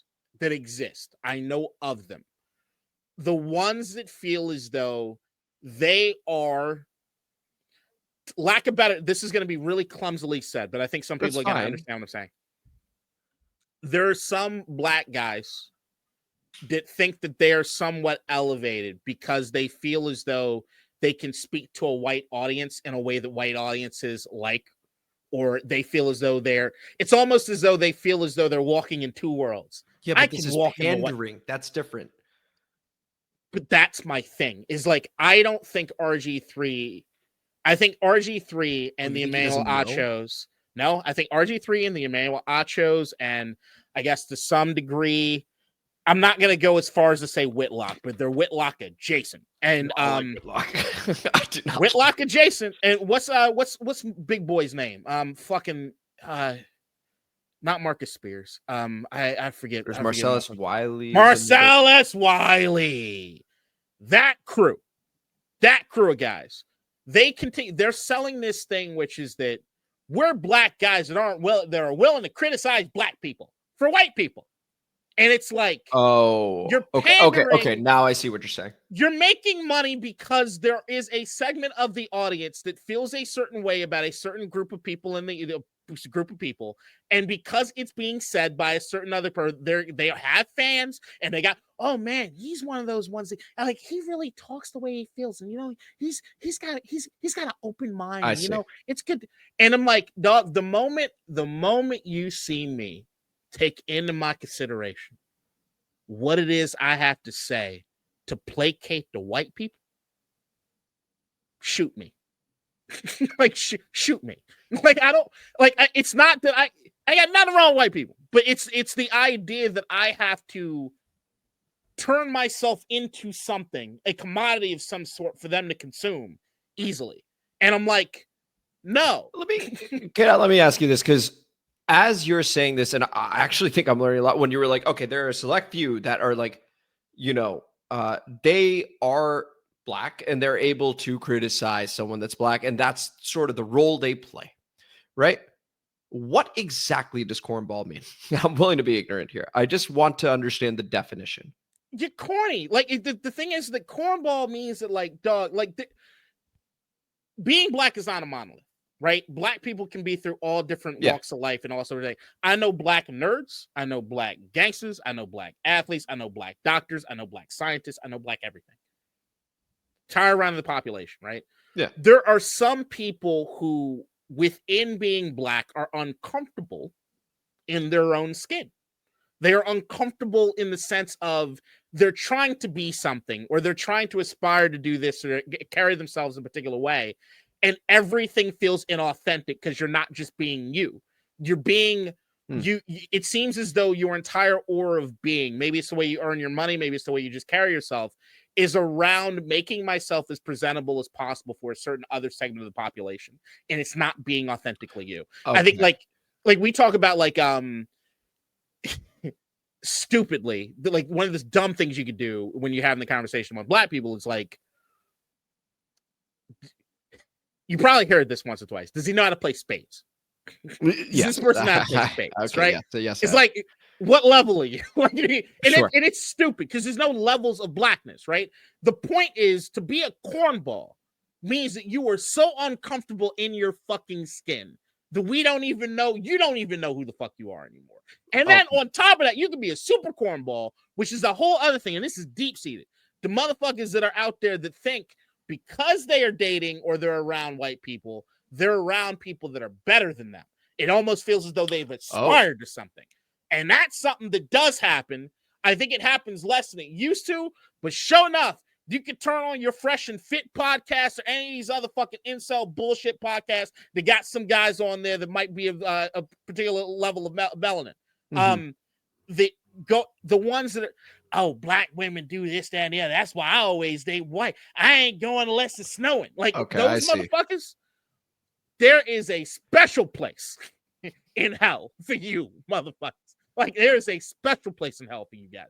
The ones that are just so, they do believe inherently. They're not going to say it because I don't know if they know that that's where they're at subconsciously. They do believe that a certain group or a certain person elevates them. It brings them to another level. It makes them more than. And those are the guys that are usually your cornballs. Those are your guys that, like, because look, you can be corny. I've been corny at times. Like, everybody's had their everyone's had a moment, right? Minimum. Yeah, right. Of course. Like, you got no game, something like that. But like, you got the dudes that just are so uncomfortable with who they are, and they're trying so hard to be X or be Y or be Z. And you're just like, bro, I don't know. Because look, when Ryan Clark said what he said to RG3, I'm like, hey, Ryan, you went too far with certain aspects. It's like, look, RG3 is black. He comes from a black family. I'm sure he has black women around. We don't know the conversations he's having. But I can also say, I see what he says about his white wife online. I can see the way he parades his white wife around. And that's why I love Ryan Clark dropping the line. It's like, I met that woman. Seems very nice. She's much more than what she's paraded around as being. And that's where it goes to, like, sometimes it almost feels like other people might respect him more than he does, which I don't love to go there with it, but I'm just saying, based on everything that I'm just consuming,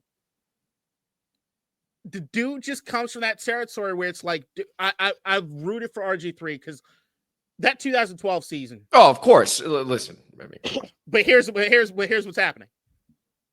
Jayden's here, and it's a lot easier to forget that motherfucker. So you know what? It's not a surprise that around the same time Jayden's been that dude, I'm like, I kind of lost respect for Archie. I can do it out. I can do it. That's true. 3 years ago when I was like, can you go on the pod? Best season I'd ever seen from a quarterback. So of course I want him. Right, exactly. That makes sense. But now it's like, dog, you gotta stop. And that's the thing. You don't have to put up with it. Yeah. But the other point of it is that the thing that hurts and the thing that puts you squarely in the cornball zone. Goddamn why ain't nobody having no real conversation with RG3 about what the fuck he's doing. And that to me is like, that's the thing. Is like, look, if I start acting like that shit, this motherfucker's gonna pull my goddamn collar to the side and be like, yo, what the fuck is you doing? Why are you operating like this? And the fact that that's not happening for him is where you get guys like Ryan Clark who have seen more. Like I said, there is shit I can't say on this pod that I have heard from people that I trust and love and appreciate about that dude. And I'm telling you, there's a lot of fucking smoke there as far as this shit goes. There's a lot of smoke there. Yeah. This dude is he's a weirdo. RG3 is just a weirdo. I just, like, for me, look, I'm pissed off at RG3 because Angel Reese is 23. Right? Like, that's the thing, man. Like, she's 23 years old, and what has she really done? In my opinion, like, just like, what has she really done that's wrong? Hard fouls in a basketball game. Okay, yeah, and she misses some fucking layups. All right, fine. Like, yeah, but her rebounds, though. Like, right? What were we doing? So my thing is, like, I honestly, like, the more I think about it, more an Angel Reese fan. Just because she has to put up with all this at this young an age, right, in this social media era, and she's continuously trying to get better, still goes out in public and tries to put on the face, she's hurting, man. Like, this is crazy. How many people have to deal with this? And she's not making enough money to deal with it. Like, I mean, maybe she is now, like, just not her WNBA salary, but, like, it is too much for a single person to handle. But my thing is, like, even if we go the full tilt, let's just say Angel Reese hates Caitlin Clark's fucking guts. Yeah.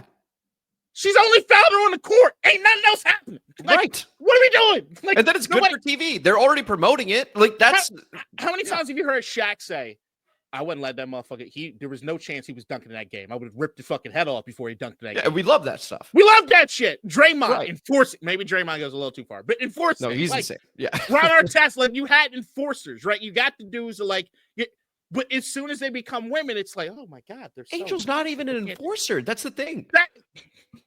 Dog, and the thing that I can't wrap my head around is how people don't understand how physical the WNBA is.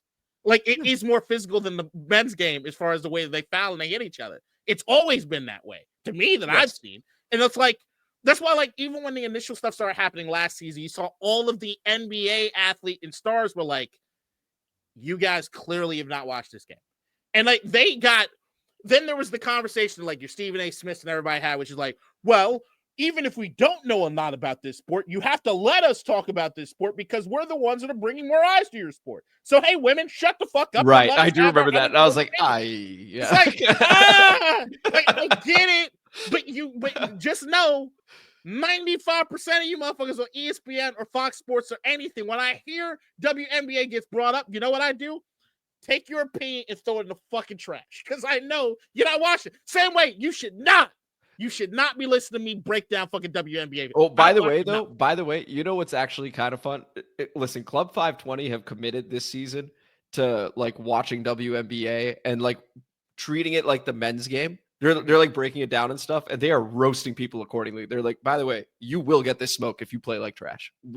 We're equal opportunity over here. We're going to do it. And I respected that. I was like, that is great. And so they're actually talking about certain people hoop and stuff like that.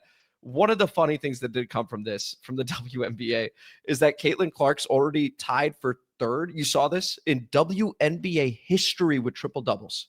Mm-hmm. She's got 3.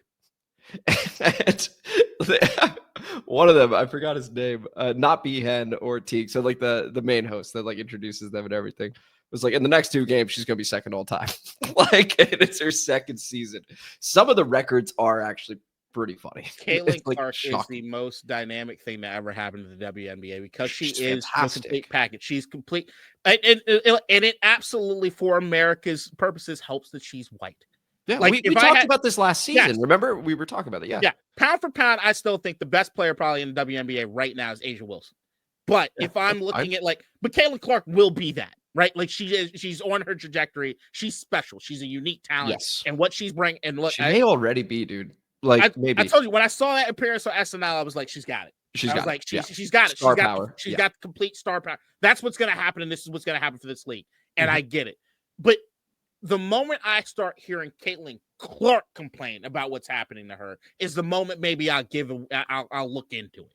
But until that fucking point comes, everybody, the people I defer to, your Diana Taurasi's, your Sue Burge, your going back, your Cheryl Swoops, your Cheryl Millers, all of them telling you like, hey, I defer to them as far as what it is they say happens in that fucking sport. And all of them, to me, have said, none of this shit has mattered at all compared to what it is, the blowing up that has been online or on ESPN or all the talk. Hey, I got a question for you, K-Dot. Shea Gilgeous-Alexander, Jalen Brunson, are they getting any foul calls in the WNBA? Because they foul bait like crazy, dude. It's the one thing stopping me from Jalen Brunson like being one of my favorite players in the league. Like, oh my gosh, I can't take it. Like, it's hard to watch. Look, my favorite 2 players in the league, my favorite player in the league going back years now has been Jimmy Butler. But it's been very annoying to see when he was in Miami where he would just take the regular season off. It was just like, Doug, can you please play? It was nice seeing him in Golden State and like getting reinvigorated or whatever, right? But no doubt my favorite player in basketball right now, and it's not close, is Anthony Edwards. Oh, and love Ant-Man. Yeah, same. It's balling for the sake of balling. So like, while right now I am New York Knicks super fan #1 in the DC metropolitan area, just because I love when they win. I just think it's better for sports. And I swear to God, I don't know if you know how badly I and the world need Anthony Edwards at MSG in like a game 7 sort of situation. He does something, huh? Can you imagine him looking Spike Lee dead in his face like, shut the fuck up? Dude, if he dunks on Cat, think about it. First off, they made the trade in the offseason, and then he dunks on Cat. Like, that would be the crazy. What I need for it, I need a Minnesota-New York finals. Oh, it would be electric, just to be clear. Fucking bad. Yeah, no, I'm not gonna say that. Fuck! I almost stepped in some shit. Hey, fuck it. He has not done anything to deserve what I'm gonna say. I'll preface it with this. Okay, go so ahead. If you take this clip anywhere, make sure you say this part first.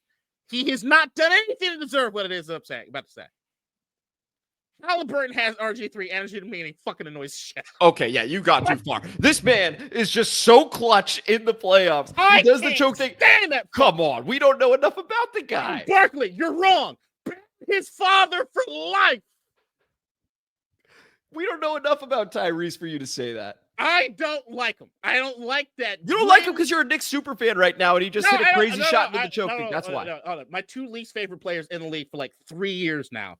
Rudy Gobert is king. So he's king of I don't like Rudy Gobert.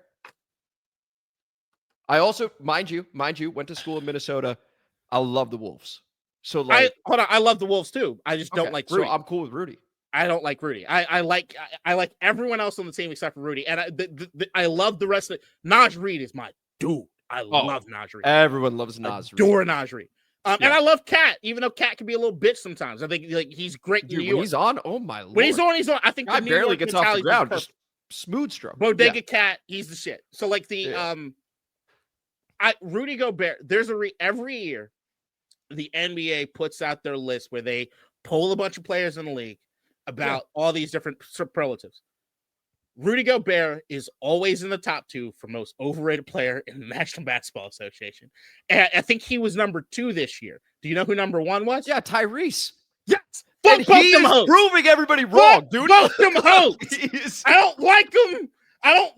That fucking the choke shit. That was awesome. I'm sorry. That's peak theater, peak drama. They had no business being in that game. Dude, they had no business being in that game. I'm sitting there. I'm sitting right there on the couch from a nice new big screen. And I'm like, all right, so this shit's over. Then Nesmith, another 3. I'm like, what are y'all doing? Another 3. I'm like, hey, guys, stop. You're sitting up. Hey, hey, what y'all doing? Brunson, why Brunson look like he running around like Bambi? Like his fucking balls just loose all over. Like that run that they went. I'm like, dog. Then Nemhart. I'm like, no. Like, what are y'all doing? The Knicks did everything they could to try to cough it up.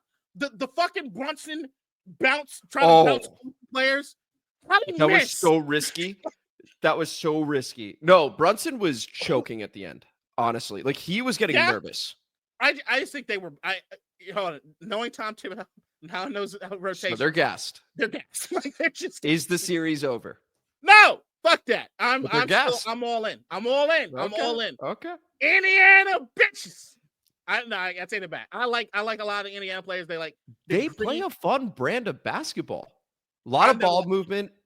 They share the wealth. Everyone's shooting. Like I it's hate nice. this shit. I hate that, and they keep doing this. They lull you in. It's always this like, oh, they're completely out of this game. Then all of a sudden, before you look, it's like, no, they play beautiful basketball, like, K-Dot. They play beautiful basketball. I can't stand them. I'm all about this is insane. Knicks, Wolves. It's what the world needs. Look, I wrap up on something controversial. All right, go ahead.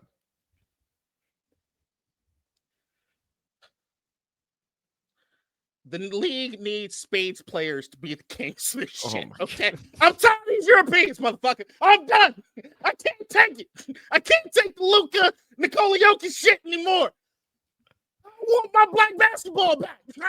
Well, that's why you love Anthony Edwards. I think that's why a lot of people love Anthony Edwards. I look at Obama dead in his face and like, nah, don't you. That was like that. awesome. That's what I want. That was awesome. And when he told Obama, because he called LeBron over, he said he just told me he's the truth. And he's like, did you give him the whole context? He said that to President Obama. Give him the whole context. I was like, I'm in love with this guy. Like, this guy is electric. Look, I'm born and raised Washington, D.C., Urban Coalition, Summer League. Came up watching Steve Francis and AI and Shaq. All them does. Like, George, love the basketball part of me. I know it's problematic and it's outright probably just racist. I need my guys to be at the top. I miss them being on top. Shea winning MVP. The Canadian, right. This marks the 7th straight year a non-American has won MVP. Like, and here's the thing: there is a legitimate problem with the way American basketball players are coming up in the system and the way they're training. System. Yeah, It's fucking terrible. Look, I was hoping that maybe the Europeans doing it will fundamentally change the way that we're doing things over here. It hasn't happened yet. Yeah, but I just need this moment. I need this moment. I need Brunson. I need my dudes. I need MSG to be on fire, and I need an MSG with Naj Reid, right? I need them guys. Rudy, just shut the fuck up and come along. Like, that's... You can be there too, but stop.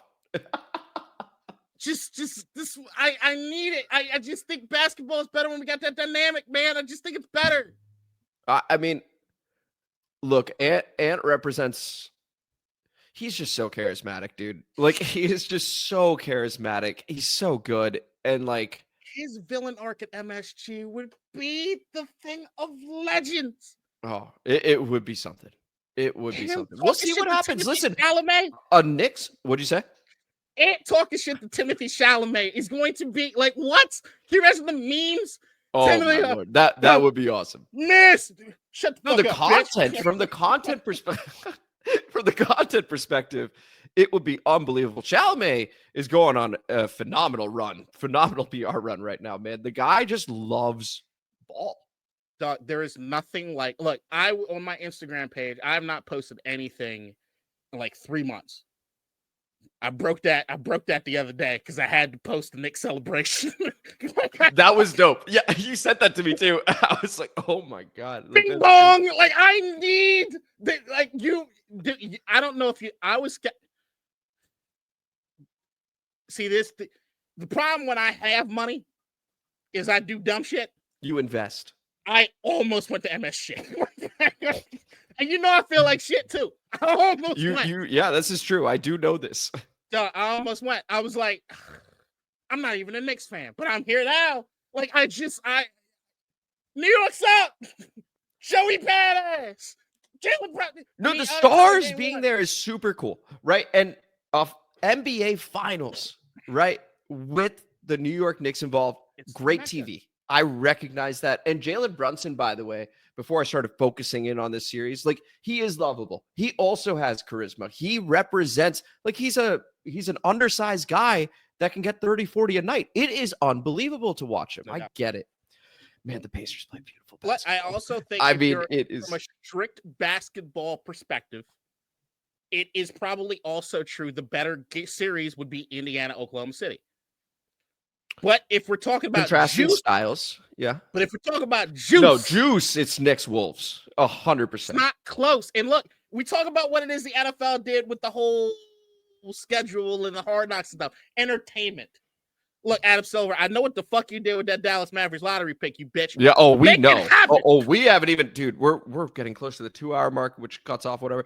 Listen, we know what you did, Adam Silver. 100%. I rabbit holed on a lot of theories. I don't think they're theories.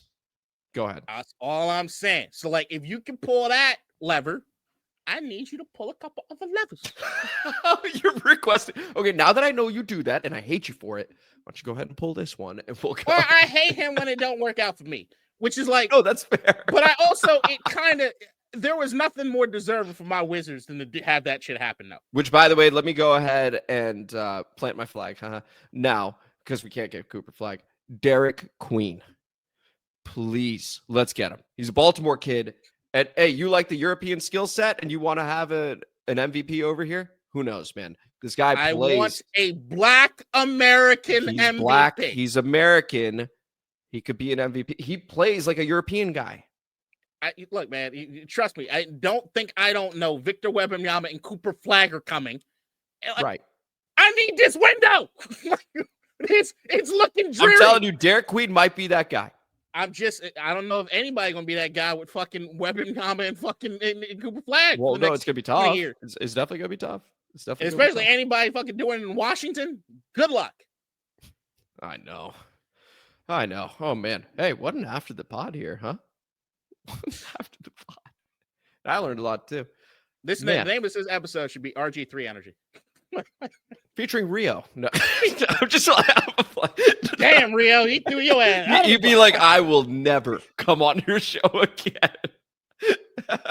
It would just be like the most inopportune time to come on. It's like, oh, it was actually the RG3 episode. We had. I will tell you this. I do think that if people make it this far in this episode, there's gonna be a lot of people really upset with me. People will get this far. I think a lot of people are going to be really upset with me. And I'll tell you right now, guys, if you're upset with me, I need you to do two things. Number one, no, don't do that. No, it helps the algorithm. You got to comment. Well, then you got to read it. All right. Number one. Just comment the timestamp. That's it. Number one, before you comment, if you've gotten this far, really think about what it is you want to reply to. There's a lot of stuff in this episode, okay? Yeah, there is a lot. Actually, action-packed, yeah. If you do want to reply to a good 40% of everything I said here on this top pod, maybe even more, 60% of everything I said on this pod today, I need you to look at your skin color, first and foremost. I need you to make a judgment call, all right? I need you to make a judgment call. I need you to say, hey, I do have an opinion about this thing, but is it really necessary for K-Dot to know this opinion? And take it a stride. Fair enough. And I say, do what you want to do. Because that's what A-Train would do. This was the show. We really appreciate it. I think A-Train would get along with RG3. You know what? I could see that. Honestly, A-Train, this fictitious character, I could see it. Where the white women at? Different kind of snow. RG3 got the booty pills. Let's make these white women thick. Nah, A-Train's in love with a different snow. Look, man, I'm just saying. Both RG3 and A-Train live by one creed more than any other creed. They just talk about different things. I was going to ask you something. Snowing, I ain't going. I was going to ask you something. Yeah, anyway, so that's a former Skins quarterback and a fictitious character. Potential opportunity to do an in-person pod. When? A week from now. All right, well, we'll discuss. Something to think about. Anyway, cool. We hope you guys enjoyed this episode. Thank you so much. That might work out. No, actually, I mean, we got to figure out like logistically how that works, but like, I got a doctor's appointment, I think, at some point. But yeah, we'll figure it out. Anyway, yeah, we'll figure it out. We'll figure it out. So we will see you guys next Friday, 2 p.m. Hope you guys enjoyed, and until then, take it easy. Bye, the NBA playoffs. Go Black. In DC, we're just hoping that you listen.